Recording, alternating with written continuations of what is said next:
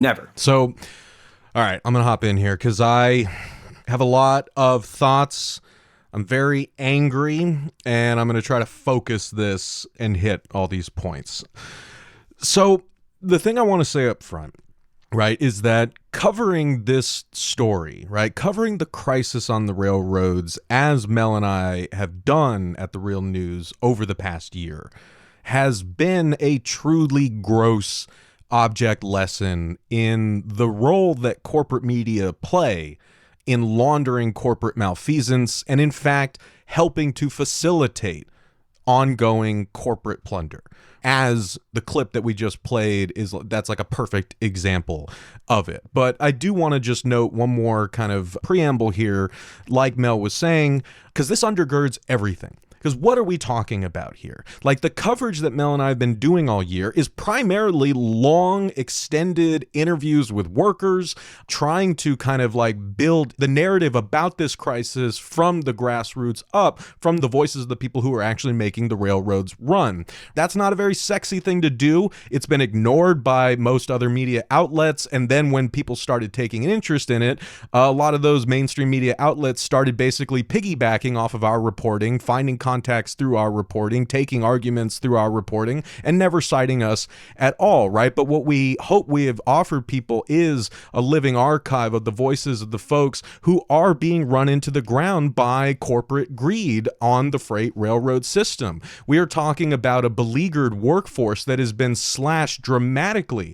over the past 40 years. The railroads used to have over 500,000 workers working on them in 1980, and over the past 4 decades, they have slashed and burned and gutted that workforce down to around 130. And now the railroads are complaining about like a labor shortage and they can't hire enough people. Motherfucker, the rail carriers, the 7 main rail carriers, have collectively laid off or furloughed or eliminated over 30% of their collective workforce since 2015 alone. This wasn't COVID. Yeah. This is a deliberate corporate policy that railroaders call the cult of the operating ratio. This is what happens when you financialize an essential infrastructural system like the railroads and turn it into just a sort of money-making scheme. And that's what people like Warren Buffett have done in spades, right? They have cut the workforce. They piled more work onto fewer workers. They've made the trains longer and more dangerous and more unwieldy with fewer people operating them, which puts all of us at risk. You see stories of derailments with toxic chemicals leaking out of these trains. These stories are happening all around you. So this is where I wanted to get, right? This is what is really, really pissing me off about all this, just like it was pissing me off in September. And I feel like I've been struggling to come up with some sort of metaphor for this infuriating symptom of our diseased discourse, but sadly, I don't have one yet. But the symptom that I'm talking about is what we're witnessing this week. The vast majority of people who didn't know or care about this problem until yesterday are suddenly very freaked out about a looming crisis on the railroads that could happen as a result of a railroad strike. What is so baffling to me and what is so sinister about what President Biden and Congress are doing right now is that if you're someone like that, if you're listening to this and you yourself are worried about what a rail strike could do to the supply chain, to cost of products, so on and so forth, I got news for you.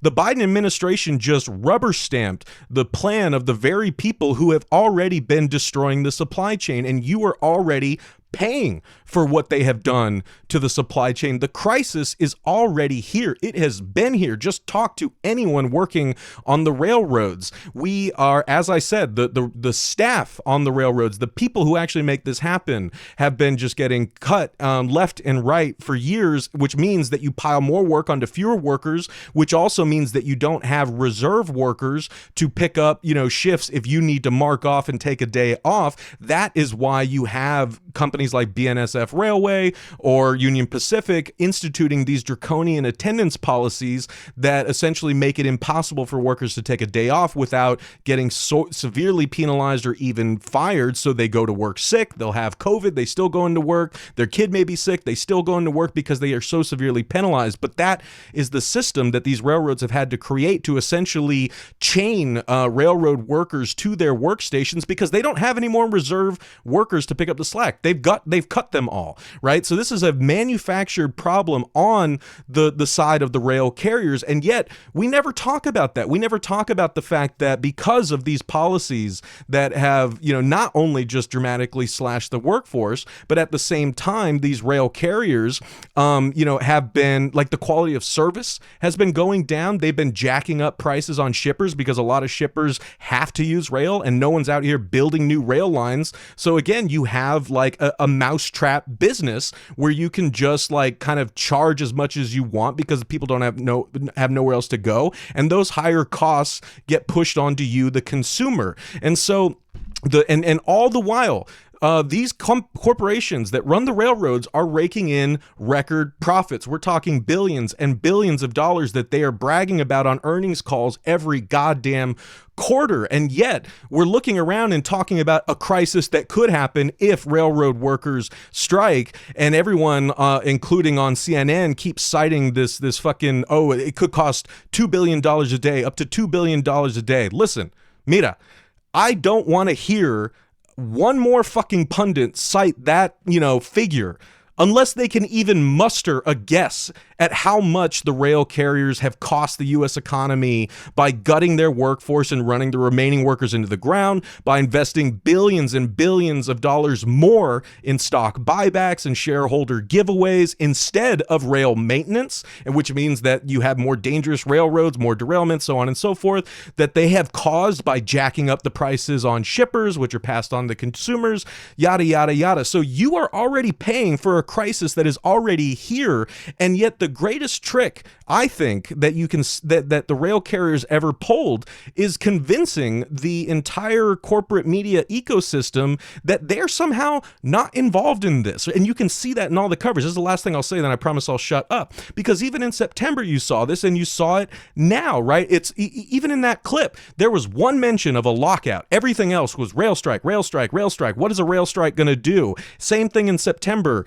There were a few outlets that were at least being a bit more careful, saying like it could be a rail strike or it could be a rail lockout. But for the most part, it's only ever talked about as if this is a labor problem, not something that the rail carriers could actually do, which they could. They could initiate a lockout. And why wouldn't they? Because if they know that that triggers even a tremor in the supply chain that spooks Congress, they're going to get the result that they're getting this week, where Congress freaks out and forces a subpar deal down workers' throats.